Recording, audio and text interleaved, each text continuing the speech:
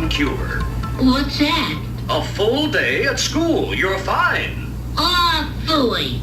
Elroy! Way back when, the Jetsons gave us a little preview of what telemedicine might look like in the future. With Elroy claiming he's afflicted with a mysterious malady known as Venus virus, Jane, the mom, is able to call on the services of a doctor who appears in a digital portal and unfortunately determines that Elroy's strange malady is caused by something a bit more common: too much junk food.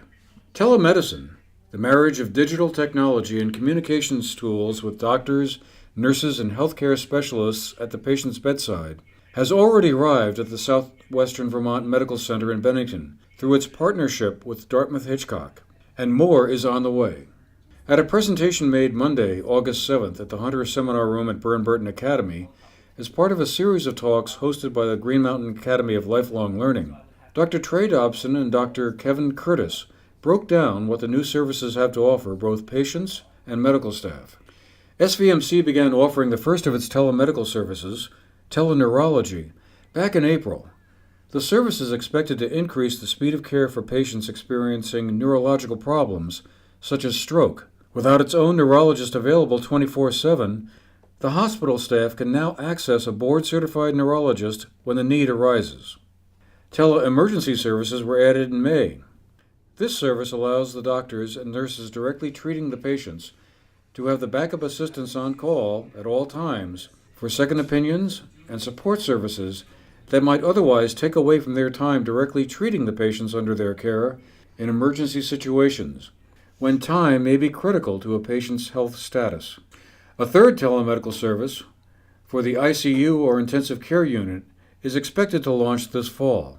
Tele-ICU will provide continuous monitoring of patients in the ICU in support of the physicians and nurses on the scene at the SVMC's main hospital in Bennington.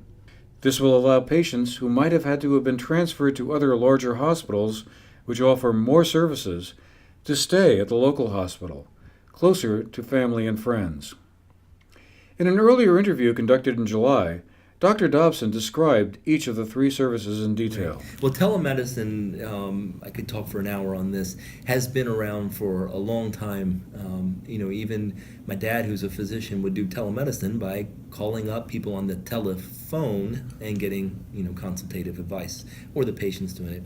But this is really bringing in the ability to, using technology, to really see the patient and understand what's going on with them and make diagnosis recommendations and treatment recommendations. So we've embarked on three initial initiatives. The first was teleneurology. We currently do not have a neurologist on staff at SVMC, but even when we do, they're not available 24 hours a day for emergencies in the emergency department or in the inpatient setting. So this allows us to dial up a neurologist who's available 24/7, and then using a camera, the neurologist can interview the patient. They can talk to the physician, they can talk to the nurse, and come up together with a diagnosis and treatment plan for a patient presenting with an emergent or urgent neurologic condition to our hospital. So we can get that treatment going, and if the patient needs to stay here, we can continue the treatment. If they need to be transferred elsewhere, we've started treatment earlier. So that's the first one. The second service is teleemergency. Teleemergency is a setup where we have two of our resuscitation rooms in our emergency department. So we have 16 rooms, but two of them is where we do our take care of our patients that are really needing resuscitation from either a trauma, a heart attack, or some life-threatening event.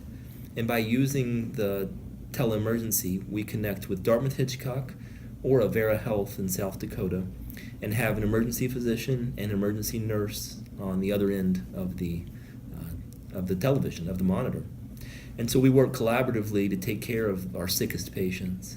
So some of the services that they do on the teleemergency that you wouldn't think of really add value. So one is right now, or I should say before we had the service, if I'm taking care of a very sick patient at the bedside, there's a nurse with me taking care of the patient. There might be a respiratory therapist taking care of the patient. And then you have another nurse off in the corner typing up the whole encounter. When we call out medications, he or she has to put those in the computer. And it's really just an additional resource that doesn't need to be set up that way. So now through the teleemergency services, that nurse can be at the bedside of this patient or with another patient who is waiting, so we can really give care in better time while the teleemergency services are taking documentation, making the phone calls that need to occur that normally would take our time. So the main advantage is it keeps us at the bedside with the patient instead of staring into a computer screen or talking on the telephone. Removing the nurse from the computer and having he or she at another bedside improves the time to the fact that the next patient gets seen earlier, and then overall you can imagine that that makes a much more efficient system. So patients don't have to wait as long, we get patients transferred more quickly or get them upstairs to our ICU more quickly. Right now, these services are only available at the SVMC's main hospital in Bennington, but some more limited telemedicine services are expected to be rolled out at the SVMC's satellite locations, beginning with the hospital's Northshire campus in Manchester, starting this fall. Other telemedicine services, covering fields like telepsychiatry, telepharmacy, and teleradiology, are already in use in other hospitals. Telemedicine might also be one way that eventually, perhaps as the costs of the services come down, hospitals in rural locations can access top-tier physician and nursing care for their patients. For the GNET TV News Project, I'm Andrew McKeever.